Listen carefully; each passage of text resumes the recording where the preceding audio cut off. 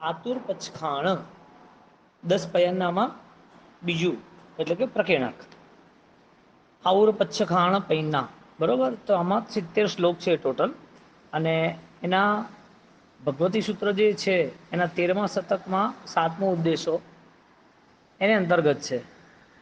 એટલે નંદી સૂત્રના રત્નાકાર એમણે આ સૂત્રના નામની વ્યુત્પત્તિ એવી જણાવી કે આતુર ચિકિત્સસ્ય ક્રિયા વ્યાપારિતસ્ય પ્રત્યાખ્યાનમ યત્ર અધ્યયને વિધિપૂર્વકમ ઉપવર્ણતે આતુરો પચ્છખાણ યાની કે પ્રત્યાખ્યાનમ. રોગથી જે પીડિત જેમ દવાની ઈચ્છા રાખે, રોગથી પીડિત જેમ જલ્દી સાજા થવાની ઈચ્છા રાખે એવી રીતે જે આત્માઓ પચખાણ સ્વીકારે છે એ જેમ માંદો માણસ દવા સ્વીકારે એમ આત્માઓ શું સ્વીકારે ખબર છે? સમાધિ મરણ સ્વીકારે. આત્મા ના સ્વીકારે પણ કહેવાનો મતલબ સમાધિ સ્વીકારે. તો સમાધિ સ્વીકારનાર કોણ છે?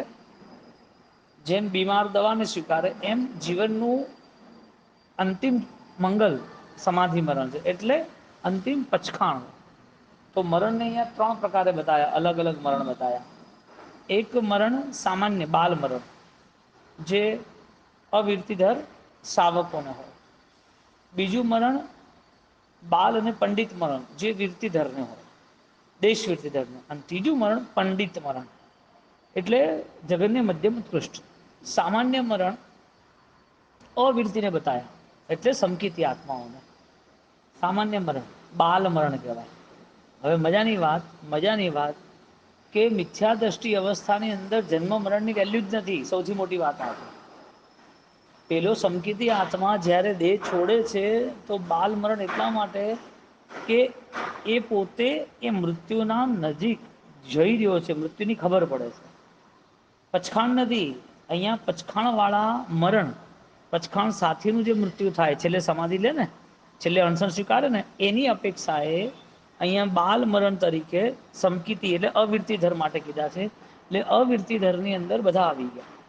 પણ બાલ મરણ સમ્યક્તિ જીવ અવિરતિધરની દ્રષ્ટિએ એમ કહેવાય કે એનું મરણ નોર્મલ કહેવાય, ખરાબ ના કહેવાય. ગિરતી નથી, ખાલી એટલું છે.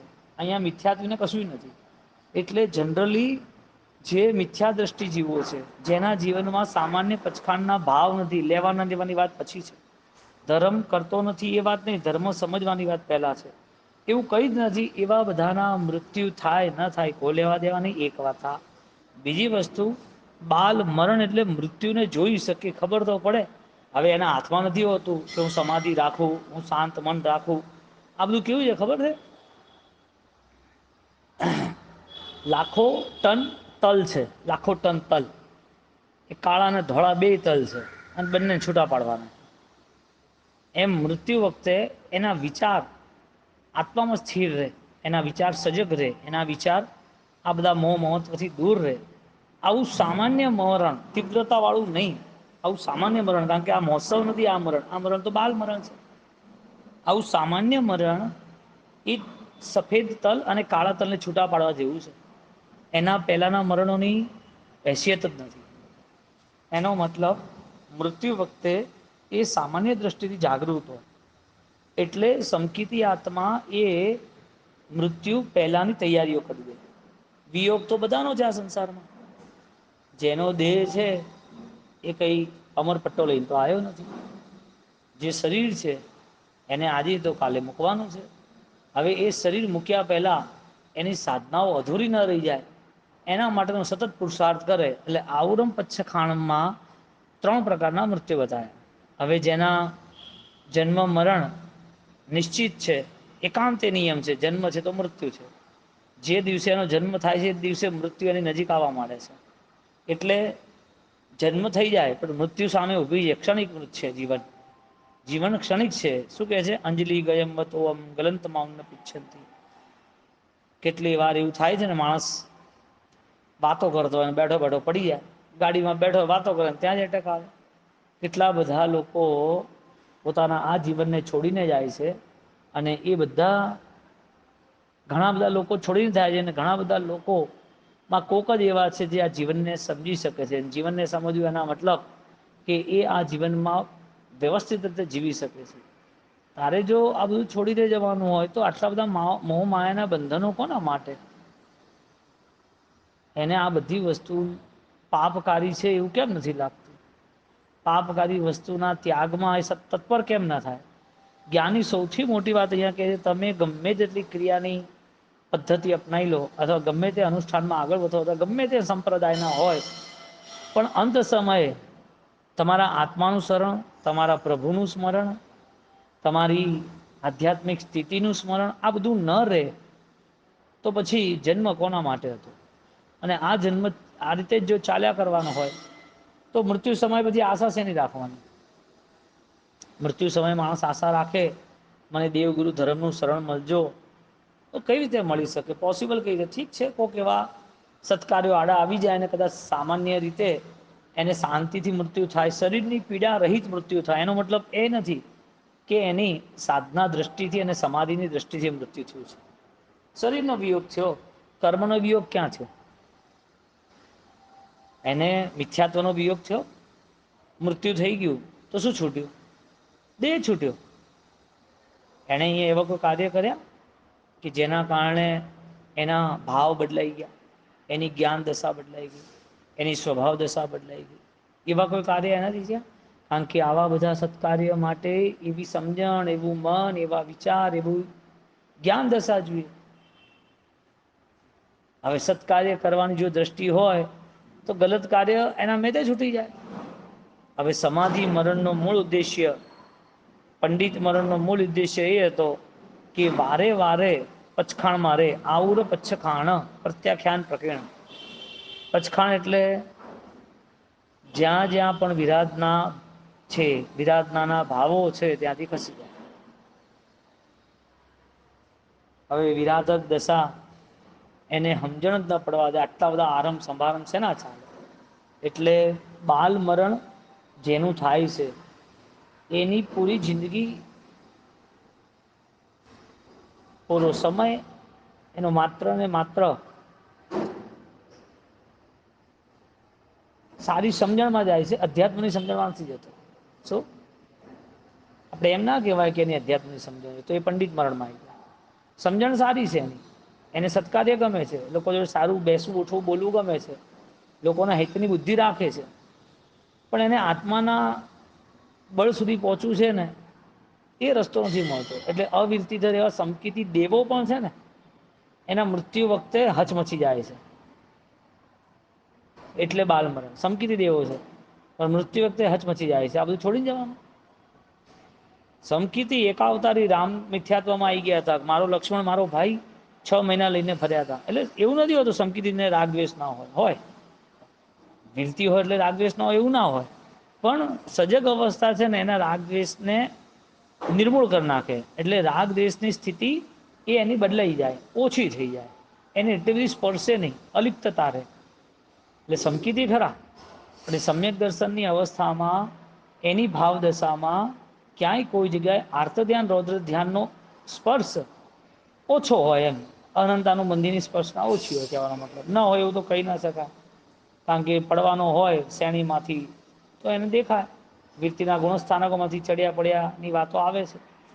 એટલે ન હોય એવું ના કહેવાય, પણ આંશિક રૂપે એને હોય. અને ઘણા બધા સમય સુધી એ જાગૃત હોય તો બદલાય બી ખરું. બોલો સમકીતી આત્મા હોય તો એને શું છે? દ્વેષ રાગ ના હોય. એને સમ્યક દર્શનની ભૂમિકા વખતે, સમ્યક દર્શનના સમય વખતે એને પોતે નિગ્રંથ બનવાની અસર માણી છે, નિગ્રંથ બનવાની અસરમાં એ રહ્યો છે. પણ એ સમ્યક દર્શન વખતનો સમય હતો, પણ સમ્યક દર્શન પછી જો એ જાગૃત ન રહ્યો એટલે એને રાગ પકડી લે. એટલે 5મા 6ઠ્ઠા ગુણસ્થાનક અપ્રત્યાખ્યાની પ્રત્યાખ્યાની કેમ બેઠું છે? 5મું 6ઠ્ઠું ગુણસ્થાનક છે તો એમાં એ પરિણામ આવે છે. એને અમુક વસ્તુ મોહ માયા પકડી લે છે, પણ એ આંશિક રૂપે. એટલે સમકીતી આત્મા એ પહેલા જેવા મરણ નથી પામતો.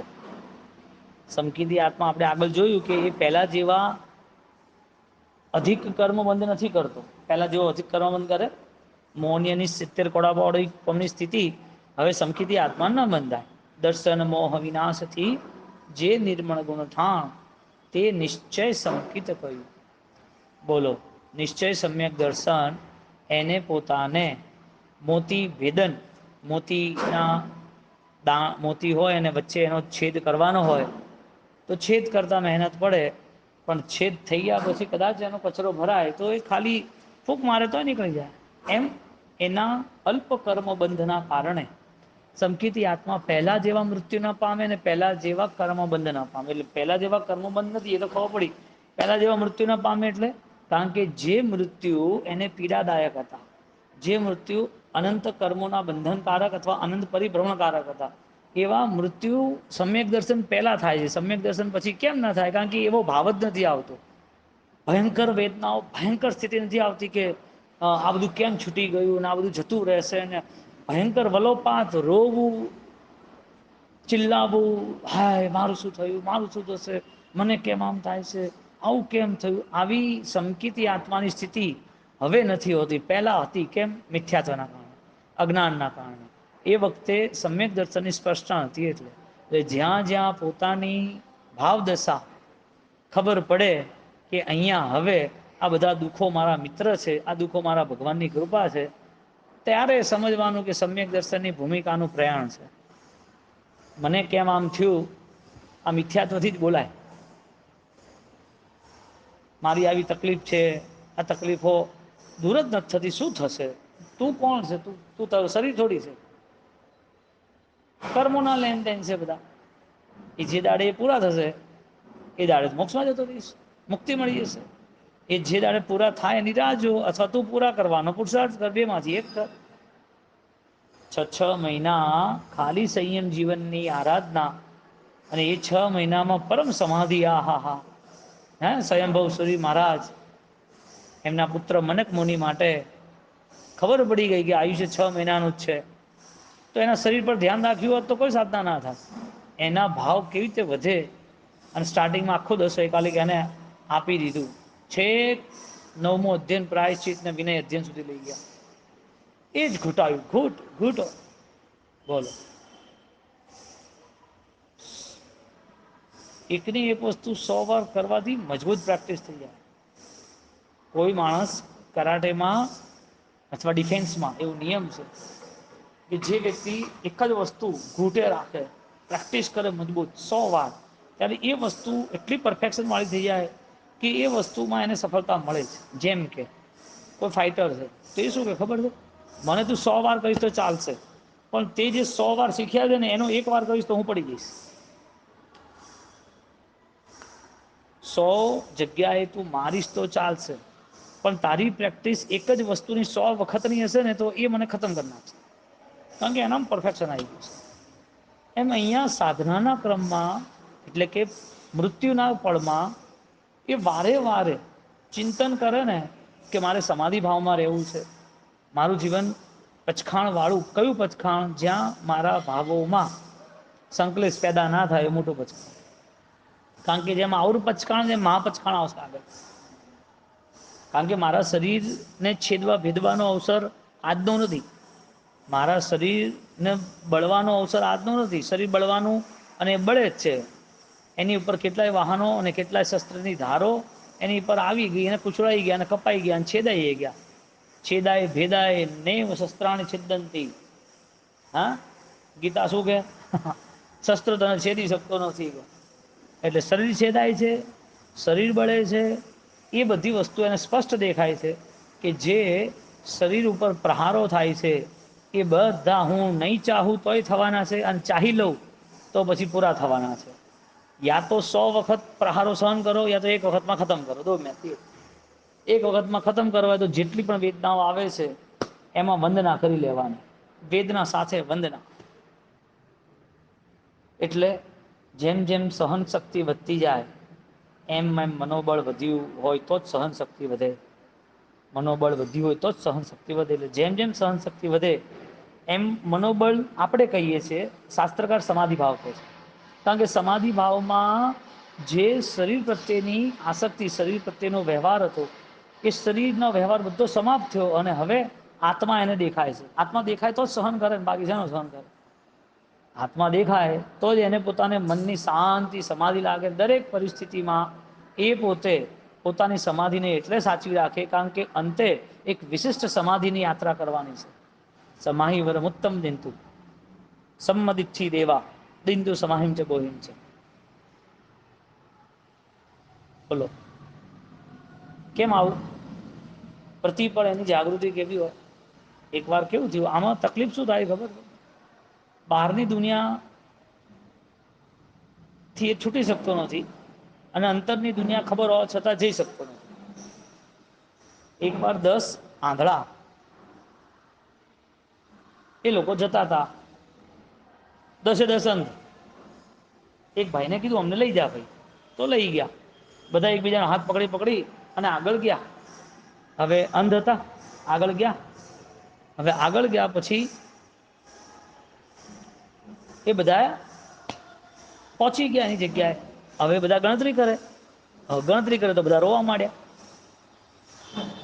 કે 10 જણ છીએ અને 9 જ છીએ કે આપણે હતા 10 અને અત્યારે 9 જ છીએ. રોવા માંડ્યા.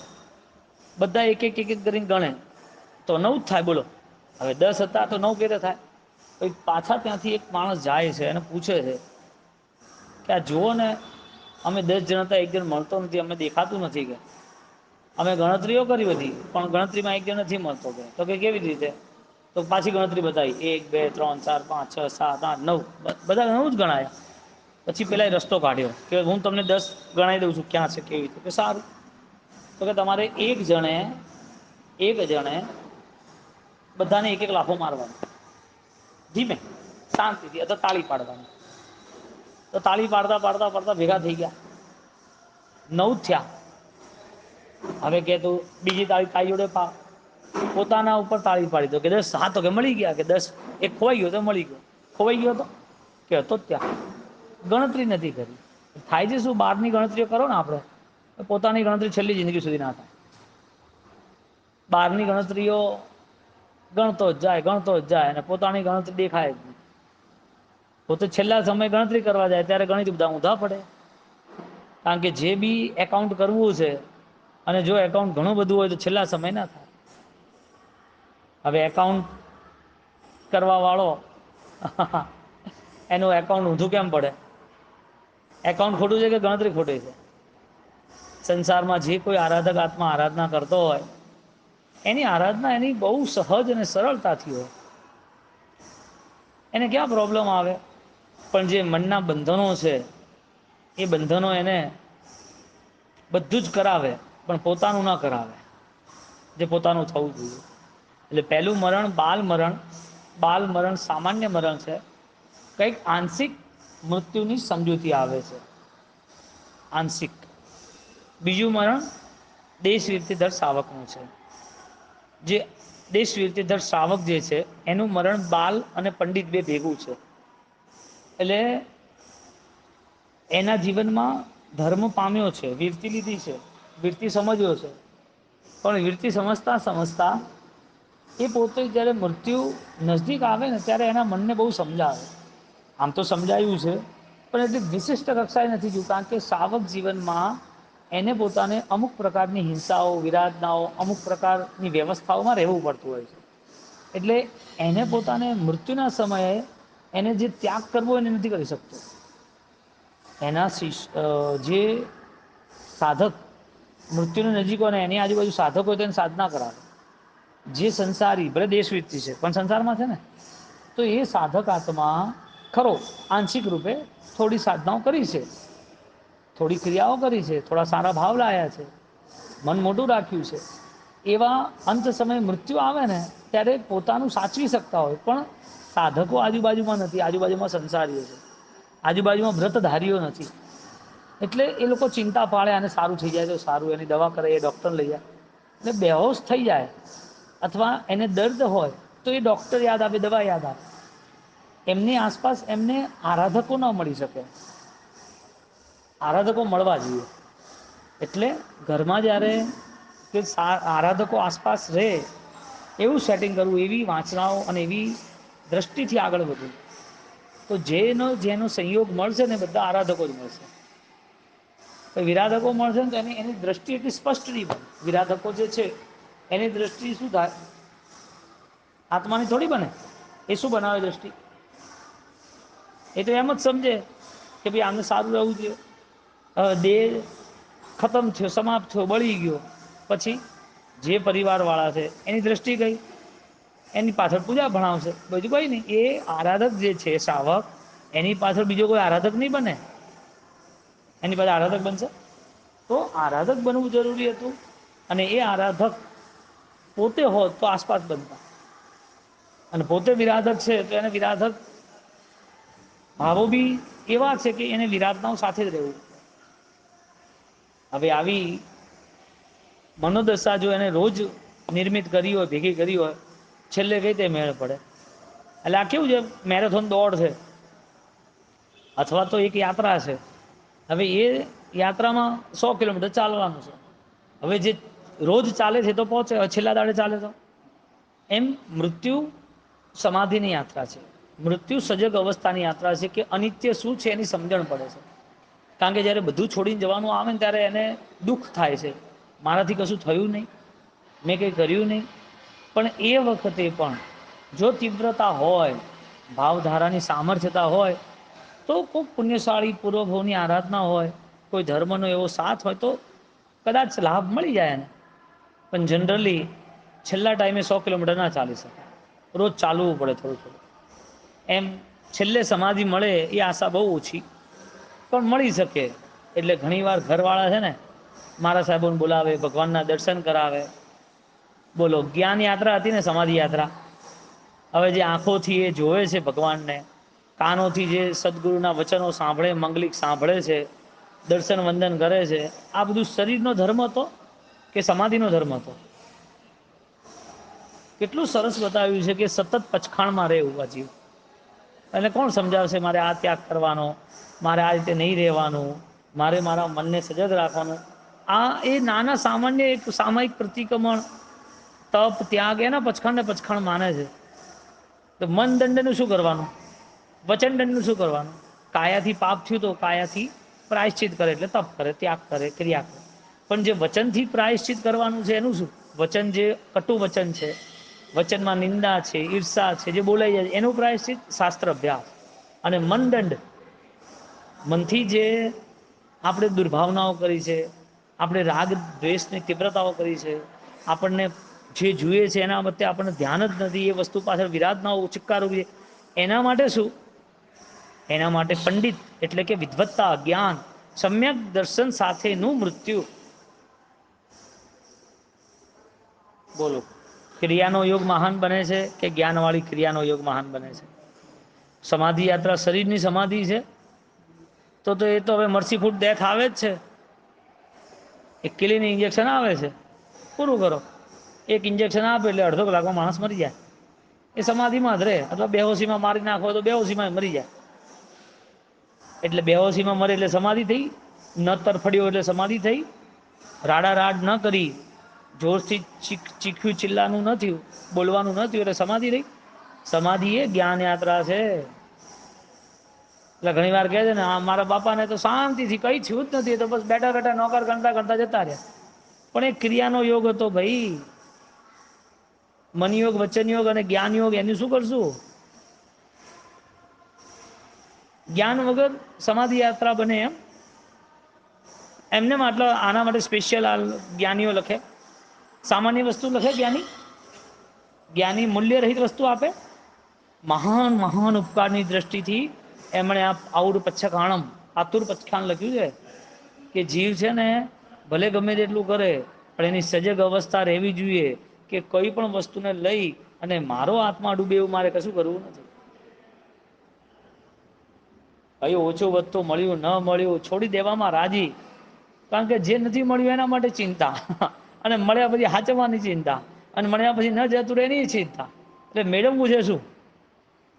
એના કરતાં ચિંતા એટલી જ પાળવી જેમાંથી તમે છૂટી શકો. ચિંતા નથી, જવાબદારી છે કહેવાનો મતલબ. પણ સંસારીઓ ચિંતા કરે. સાધક અવસ્થા આના માટે છે કે જેટલું ઓછું એટલી શાંતિ.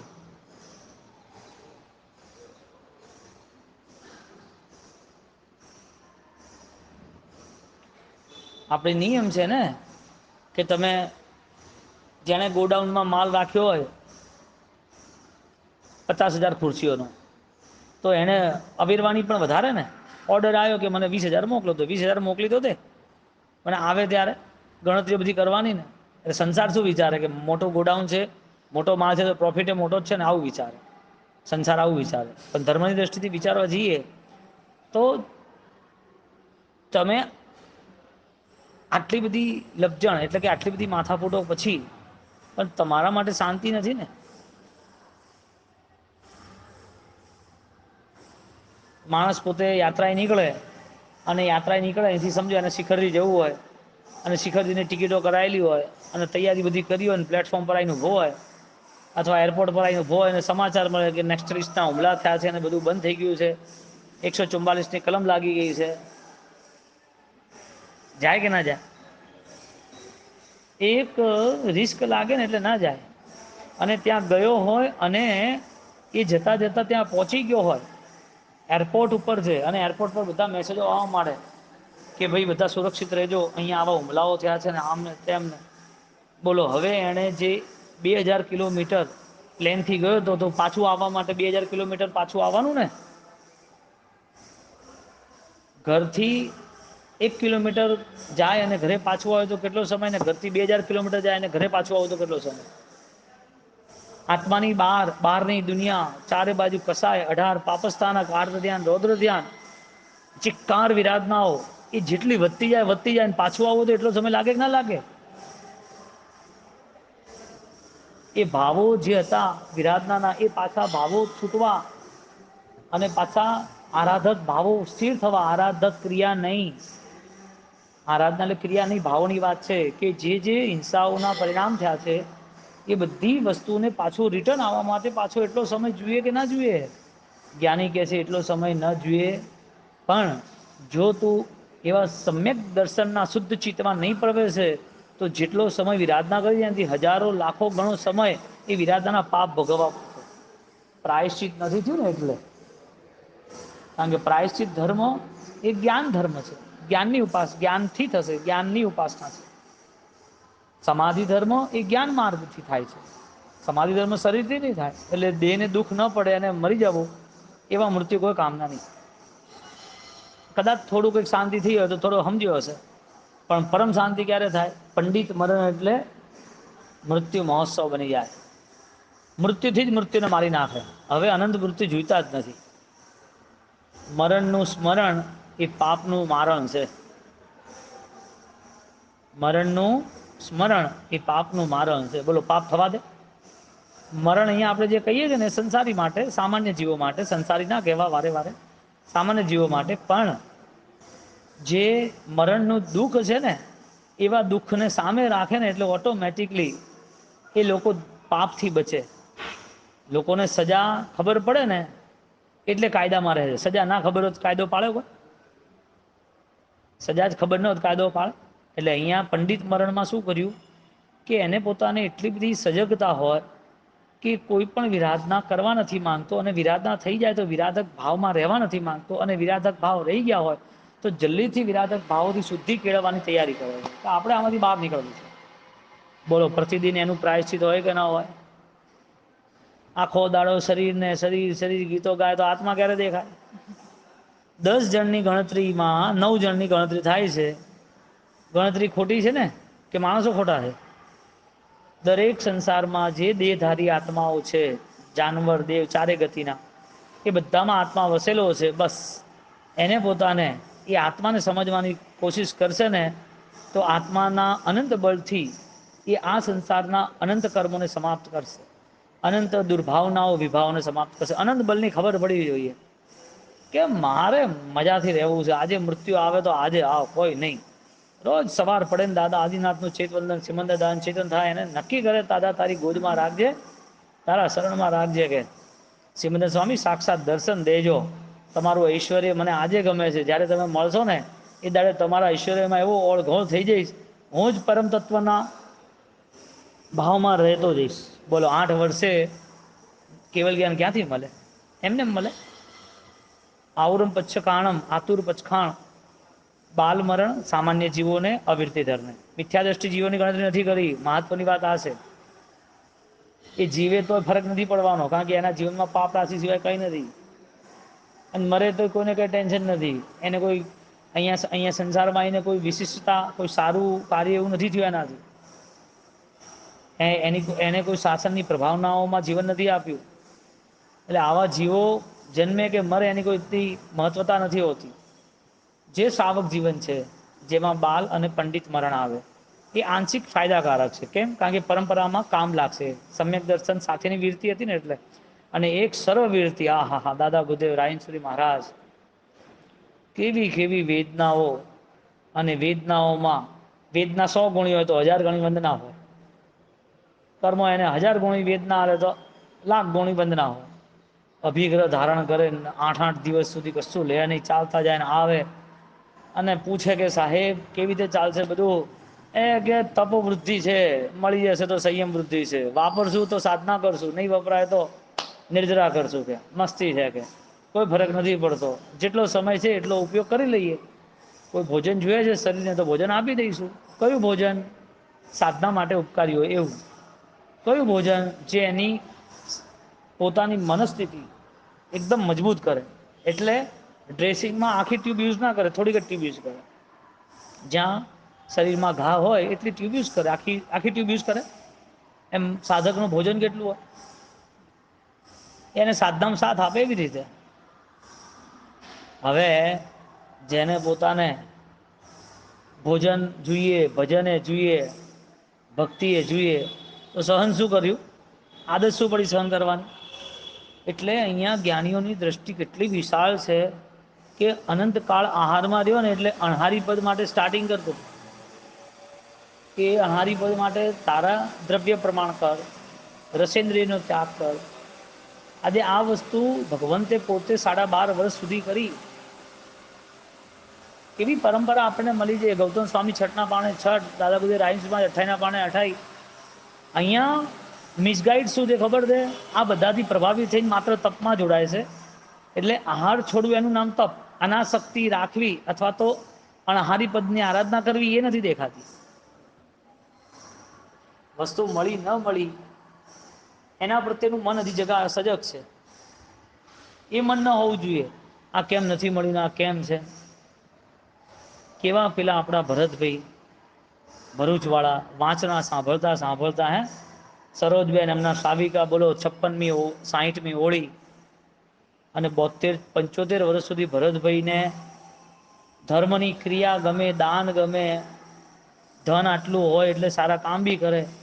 પણ જ્યારે વાંચનાઓ સાંભળી 18 બાબો સ્થાનકની, તો શું કહેતા એમના સાવિકા સરોજબેન 60-65 વર્ષે? એ કે 30-40 વર્ષે એમને આટલા શાંત જોયા છે કે ભોજન કરતા. અમારાથી મીઠું નખાઈ ગયું, ન નખાઈ ગયું, નતું જ નખાયું તો કશું બોલ્યા નહીં, ખાઈ લીધું. નતર તો ધડાધડી કરી દેતા. જીવને જ્ઞાન આવે ત્યારે એનો વિવેક કેવો જાગૃત થાય. વાત આ છે. જેની પોતાની મહિને 1 કરોડની ઇન્કમ છે વ્યાજની, છતાં પણ એના મનના પરિણામો આખા બદલાવા માંડ્યા. એ બી 75 વર્ષે, જ્યારે એમના સાવિકા આટલા સમજણને આટલા આરાધક છે અને આટલા આરાધક એમના પરિવારવાળા બધાએ, આ બધું હોવા છતાંય જ્ઞાનથી દૂર નથી રહેતા. બોલો હવે સાવિકા એમણે સામેથી વાંચનાની કરી કે સાહેબ કોરોના છે અને જો થોડી વાંચના થઈ જાય તો સારું રહેશે. એને જ્ઞાન પ્રત્યે કેટલી રુચિ, અને વાંચનામાં જ્યારે આખો પરિવાર જોડાઈ ગયો ત્યારે એમના માટે ગોલ્ડન પીરિયડ બન્યો. આખા જીવનનું ભાથું મળી ગયું એમને. બોલો કેવા પુણ્યશાળી. આટલા સાધુ સાધુની ભગવંતોની સેવા માટે એમણે સ્પેશિયલ પોતાના ઘરની બાજુમાં મોટો વિશાળ ઉપાશ્રય, એમને એમના બંગલાની બહાર સરસ મજાનું બંગલામાં જ ભવ્યાથી ભવ્ય જિનાલય, પાર્શ્વનાથ ભગવાન 300 વર્ષ પ્રાચીન, અને આટલો મોટો બંગલો, એમાંય ઓછું પડતું તો બીજો ઉપાશ્રય બનાવે કે કોઈ પણ સાધુ સાધુની ભક્તિ ઓછી ના થવી જોઈએ. અને છતાં પણ એકદમ સાયલેન્ટ, નિર્મળ જિંદગી, કોઈ હાઈફાઈ નહીં, શાંતિ. બોલો આટલા અનુકૂળ સાધનો, સુખ હોવા છતાં પણ માત્ર ત્યાગ પ્રત્યે રુચિ નહીં, જ્ઞાનની પણ રુચિ હતી. અને જ્યારે જીવનમાં આ બધું દેખાય ને, એકદમ સમરસ ભાવ, સમતા ભાવ, ખ્યાલ આવે કે આ મોહના પરિણામો દૂર થયા છે, ખ્યાલ આવે કે આના કસાયના પરિણામ દૂર થયા છે, એવો ચિરંતર ને નિરંતર મસ્તી મારે, બોલો એને શું બાહ્ય ભાવ સ્પર્શે? પોતાની ગણતરી શરૂ થાય તો ગણિત સીધા પડે, સરવાળો બરોબર આવે. પોતાની ગણતરી ના થાય ત્યાં સુધી કોઈના સરવાળા, ભગવાનના સરવાળા ખોટા પડી ગયા, ભગવાન મહાવીર જેવા મહાવીર ખોટા પડી ગયા. દેવલોકની દુનિયા હોય કે પૂર્વના ભવમાં સંન્યાસીની દુનિયા હોય, પણ પોતાની ગણતરી ના કરી ત્યાં સુધી શાસ્ત્રકારોએ ના પાડી. જૈન શાસન યુક્ત, સમ્યક દર્શન યુક્ત જે ભવ મળ્યો એ ભવ પછી 15 ભવ સુધી જૈન શાસન ન મળ્યું, ખાલી એક વાર મરીચીના ભવથી પડ્યા હતા. એ સમાધિ ભાવ મૃત્યુ વખતે હોય ને, આ વાત સામાન્ય જીવો માટે છે, ખોટી નથી, પણ સમાધિ ભાવ નિરંતર હોય ને, આ વાત જૈન દર્શનને સ્પર્શે એના માટે છે. કોઈનાથી તમે બંધન રાખો એ બંધન તમારું છે, એનું નથી. કોઈ બી ઘટના, કોઈ બી વ્યક્તિ, કોઈ બી પરિસ્થિતિ, કોઈ બી વસ્તુ, એ વસ્તુ અજીવ છે, અચેતન છે. એ બધાની વસ્તુમાં કોઈ પણ મેસેજ ફિટ કરવાની જરૂર જ નથી કે આવું છે ને તેવું છે. એ બધી વસ્તુ સંસાર છે, આય ને જાય, કોઈ ફરક પડતા નથી. નદી નાવ સંયોગ, નાવ કેટલા ટાઈમ જ્યારે પહોંચવું હોય ત્યાં સુધી, પછી કિનારે લાગે કે ના લાગે. તો નદી અને નાવ બંને અલગ છે, એમાં દેહ અને આત્મા, સંસાર ને આત્મા, સંસાર ને કર્મો, આ બધું ચાલ્યા કરે છે. આત્માને અલગ કરવાની પ્રેક્ટિસ છે, મારી સમજણ આ બધાથી ભિન્ન થવી જોઈએ. એટલે પંડિત મરણને છે ને કોઈ છોડવામાં દુઃખ થતું નથી, કઈ છૂટી જાય જેવું થતું જ નથી. એ તો એની મસ્ત અરિયંતના 4 શરણ, સુતકુત અનુમોદના, દુષ્કૃત ગરહા, 5 મહાવ્રત, કેવું સ્વીકારે છે છેલ્લે છેલ્લે. એના જીવનની અંદર મૈત્રી પ્રમોદ ભાવ સર્વ જીવો પ્રત્યે ક્ષમાયાચના કરી છે. એણે જે સુકૃતો કર્યા હોય, તીર્થયાત્રા કરી હોય, ભગવાનની ભક્તિ કરી હોય, દાન કર્યા હોય, એને આનંદ આવે. એ કે નહીં કોઈને, મનોમન આનંદ આવે કે હા આ જીવનથી કંઈક તો સારું થયું, આ જીવને કંઈક તો સારું કર્યું, એમ કરી અને આવા જે પચખાણો છે એ પચખાણોનું આખું આ બીજું પ્રકીર્ણક આતુર પચ્છખાણ પ્રત્યાખ્યાન, એટલે કે આવડું પચ્છખાણમ એ અહીંયા પૂર્ણ થાય છે. પંડિત મરણ સુધી પહોંચી અને મુક્તિ સુખને પામીએ એવી અભ્યર્થના.